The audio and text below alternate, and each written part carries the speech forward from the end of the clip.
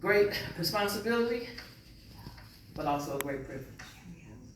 Because that means that what I set my hands and my heart to must be done with efficiency. And the efficiency of God.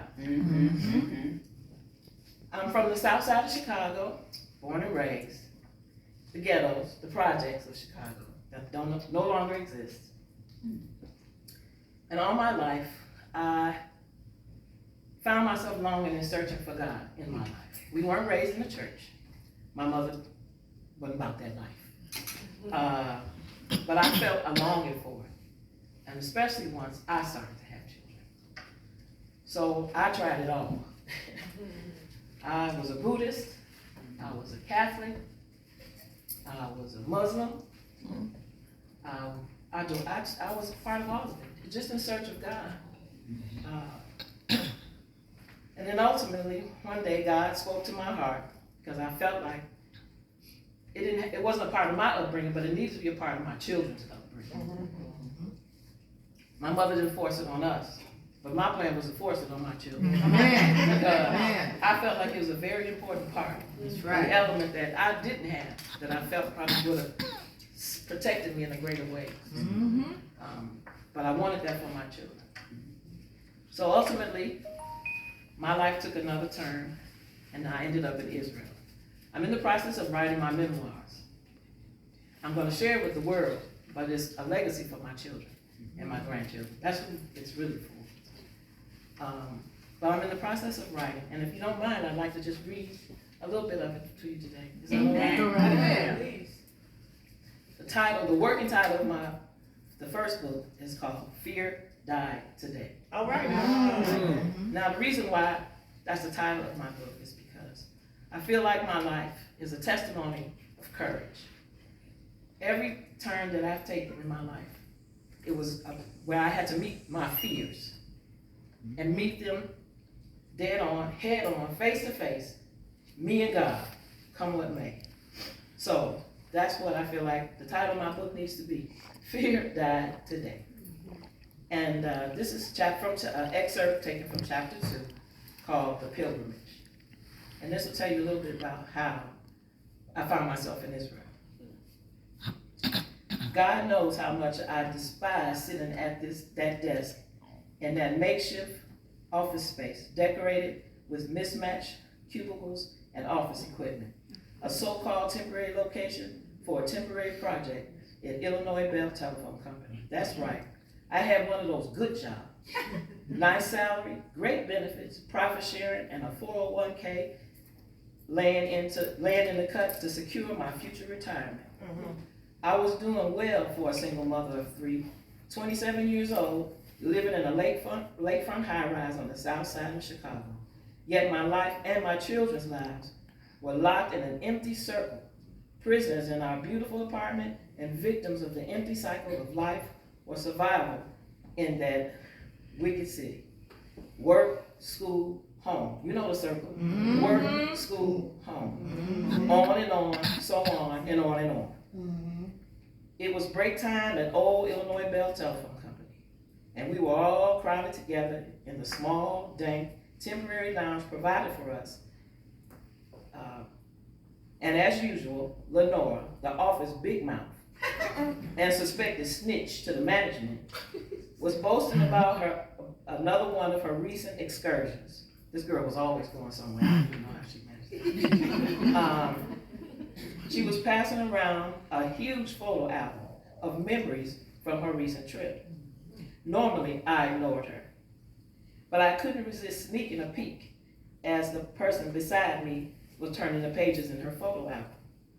With great detail, she explained every picture, the history value of the place, and the joy she experienced there. Lenora, where is this place? Someone asked. You weren't here. I asked. Lenora, where is this place? She said, you weren't here when I started running my mouth. She must know I call her the office big mouth. But this is Israel, the Holy Land. Her words and her eyes landed on me in such a way that it brought chill bumps to my body. For that matter, I think I stopped breathing for a moment. The Holy Land? Israel? Our break time over, we all wandered like the blue-collar robots we were, back to our desks. Back to the circle of life. As I sat at my desk, my body was there, but my mind was in that photo album that Big Mouth Lenore shared during our break. Finally making it to quitting time. As I stood at my desk to gather my things to make the trip home, Lenore stopped at my desk and with a thud threw her big photo album on my desk saying, "Take it home with you, check it out." And then she walked away. I must admit to being reluctant to packing up that big heavy book and carrying it with me on my long journey home. But I will also admit to not being able to resist seeing more of what's inside. So I tucked it under my arm and I left the office. After finally putting the children to bed, after scolding my son Billy about yet another bad report from the school and a letter from the principal giving me the day and time of his mandatory examination to determine if he was suffering from attention deficit disorder. It's always something, but tonight I had an escape, the photo album. I sat down at the kitchen table, surrounded by the evening silence, and joined Big Mouth Lenore's trip to the Holy Land. All right. That's just a little bit. I don't want to go any more than that, but I do want to say that those pictures resulted in me taking my first pilgrimage to the Holy Land. I think 3 months later, Lenore, who after that she and I became, she has since ascended after a battle with cancer.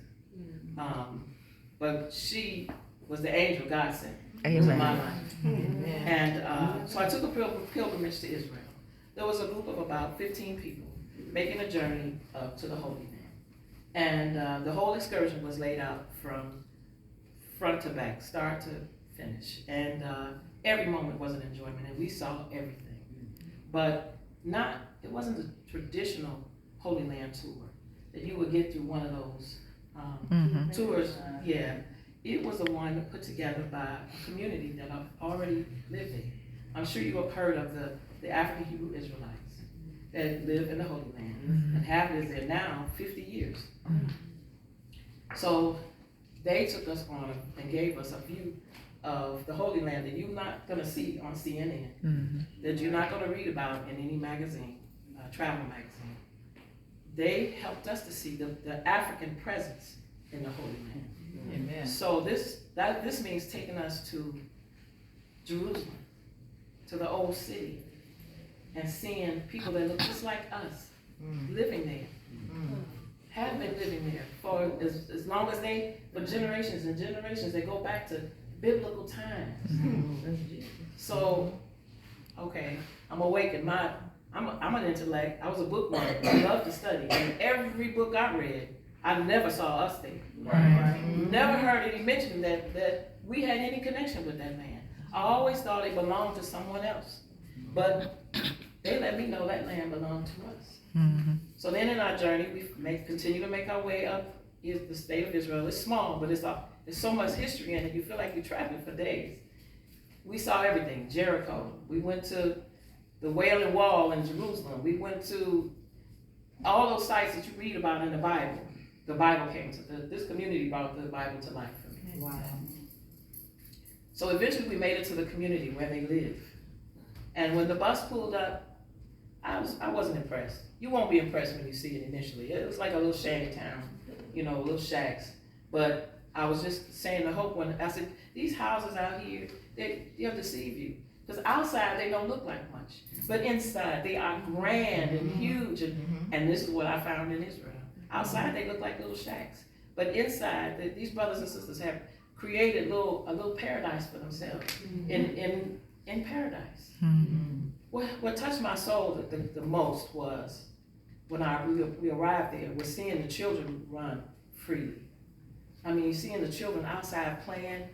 They weren't supervised. No, the adults were hovering around, or to stay within the community a couple days, I'm finding the children to go in any home and ask for a glass of water and get it, and not be saying, you go to your house and get water. No, Or some adult walking up to them, come in here, let me wash your face, all that snot. And remember the back when we were younger, nowadays you can't do that.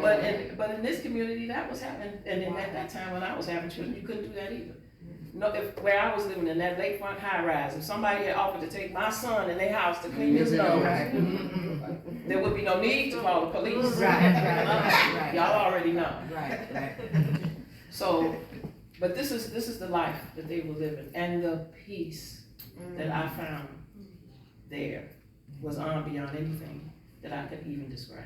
Amen. And I knew this is where my children needed to be. So as a single mother, about a year later, I packed up my 3 children, retired from that good collar job at Illinois Bell, and we moved to Israel. And that's where my children were raised. They speak Hebrew as their first language, but they speak English. And my youngest daughter speaks Hebrew, English, Arabic, and Russian. That's the crowd she hung with as a child. It was the greatest opportunity ever for my children. I know it hands down, and if I had to do it all over again, I would make the exact same decision. It was the best decision I could have made with them, for them, because I had 2 boys and a girl at that time, and we know what this world holds for our young sons. Oh yeah. We know what's going. We have his picture. We have his picture right here. We know what's waiting for them, and I didn't want that for my boys. And so, taking them to Israel, I feel protected them, allowed them to grow up and become sound and grounded young men in God. That's right. In God, in service to God. Right. That they would have what they needed to go forth with their lives. Now, I say, hey, stay here till you graduate high school. After that, whatever decision you make, my heart is with you. But give me these first 18 years of your life. Amen. They stuck it out. They stayed. And when they left Israel, they came back to America. Culture shock. Sure. Sure. No, you can't go in just anybody's house and ask for You can't hardly speak to anybody, a stranger walking down the street. You can't compliment a lady in beautiful dress. You can't. No. So to take my children who have been grown and raised in a glass bowl where they could just see and have access to where everything around them to be in a tin can, that was culture shock for them. They tried to do the college thing, that did not work for them. Their lives needed more structure because that's the life they were raised in. They got up before school, they had chores to do. We woke the children early so they could get up in the morning and go out and sweep. They had an area they had to sweep the side. Remember that back in the day? When the children had to go out and sweep, and my boys grew up sweeping the whole around the house before they left for school. They had to take out the trash every day, sweep and mop the floors inside the house. My daughter had responsibilities as well. They had structure, they had discipline, and I know that's when it went into the well-managed adults they are right now. Right. Now, so not being able to fit into the college world, my boys ended up joining the Marines. God saw them through that journey. They came out alive, whole, as whole as you can be, coming out of that, because they both ended up in Afghanistan. My oldest boy did 2 tours of duty. God keep him in your praise. Yes. He struggles the most. But these children look back on the life and the sacrifice that I made for them, and they are great.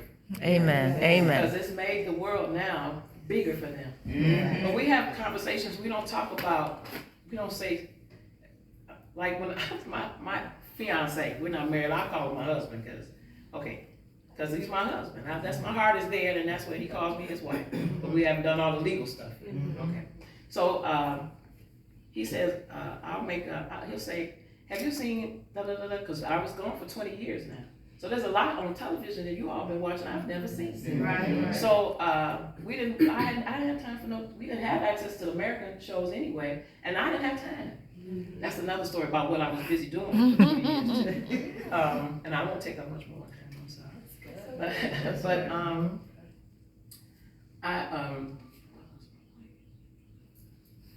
I'll say, I don't know, I haven't seen that since I've been back in America. He said, you never say since you've been back home. He said, this is where you spent your early years of your life, and you never say since I've been back home. I said, I guess because this doesn't feel like home. That is deep. This doesn't feel like home, and it didn't feel like home until this moment right here. Amen. Amen. Because when he asked me, what do I miss the most about Israel? I always say the same thing. The sisterhood. Amen. Amen. Amen. Amen.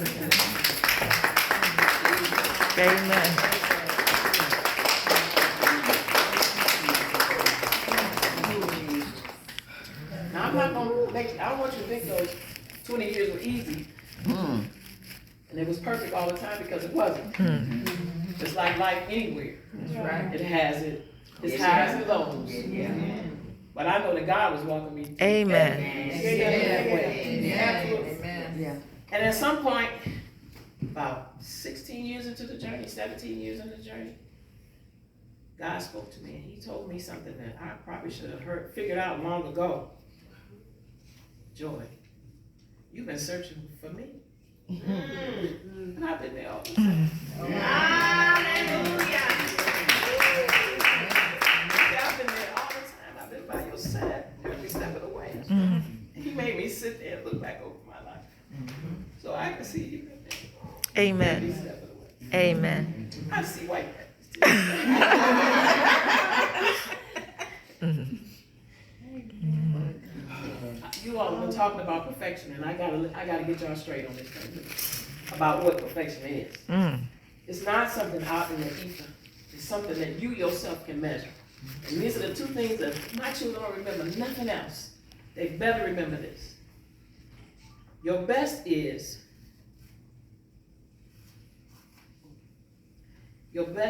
changes from day to day, from moment to moment. Amen. Amen. You know that? Yeah.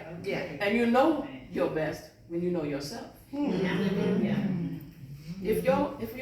got a bad right knee. So my best of standing here might not be the best today, especially because it's been raining. But tomorrow, when it's a nice, bright, sunny day, I can stand here probably all day long. My best will be a better best that day. You have to know and so I say it's not about your best, it's your level best. I say, babies, just always do your level best. But you got to know what your best is. Because God knows what your best is. Amen. Right. And then this thing about perfection ties into being your best, your level best, doing your level best. You know, perfection is really simple. Perfection simply means doing the right thing all the time. Now, but you gotta, in your mind what's right. Now, what's right to you ain't necessarily right to somebody else. Right. Like, I'm a professional driver. So what's right to me is to be a courteous driver on the road. I'm gonna let somebody else in. But somebody else that don't have that consciousness, that's not their best. That's not their perfection. But that's my perfection. Doing the right thing all the time. So you gotta look at what your best is, what your level best is. And that will help you to determine, am I doing the right thing all the time? Now, all the time is, even when my right knee hurt, even when I'm not, my energy is low, even when I'm in my feelings about a relationship or a loss or whatever it is that might have come my way that day. Maybe it's raining outside and that's got me off. Who knows? But perfection is doing the right thing. Your level best all the time. Amen. And know that God knows what that is. That's right. Now, not only the fruit of all of that dedication is a whole lot more to tell. Like, for example, I'm a mother of 4, a grandmother of 18. Oh. Not only did I live in Israel, but I lived in South Africa and West Africa also. Let's see. that I recently lost my grandson, 10 years old, to brain cancer. Keep his mother, my daughter Candace, in your prayers. That I've had the opportunity from that journey, from that experience, to meet kings and queens of Africa, high-level dignitaries of Africa and Israel, even celebrities like Bobby Brown and Whitney Houston, when they came to Israel. If you look in the internet, I'm sure you see their visit. I think it was 2002 or 2003 when they came. But I was a part of the team that see to their care. I've been a bus driver. I've worked in the warehouse for UPS. And I've done a multitude of things that I think that all went into making me who I am today. And in every leg of that journey, God was walking right by my side. Yes. Now, there's so much more I can tell you. But if I tell you everything, you won't buy my book when But I've just established my company. It's called Courageous Beginnings. It's a publishing company. Sarah, And would I'm you a hand that courage to her? coach, Just take that up to her. and an author. Oh, this is my first effort at self-publishing. This is a journal. All right. A journal, just to capture your thoughts. I use mine well. This is just a brand new one. It's grabbed out the box. But I found what got me through 20 years and the years on the other side was writing it down. Writing down what's in my heart, what's on my mind, what makes me happy, what makes me sad, what I want to say to God that I just can't find the way to say it out loud. Or sometimes I just sketch a picture, whatever, anything, a flower, a tree, whatever comes to my mind. There's no rhyme or reason to a journal. It's yours. It's your private, personal connection with whatever. And I feel like writing it down on paper, it allows you to release and manifest. Courageous beginnings. Just getting started. I brought a few of these for sale if you'd like to buy one. But again, I wanted to see if I could do it, and I did. And if you don't mind, I want to pray over this gathering in Hebrew. So I ask if you just bow your heads and humble your spirits.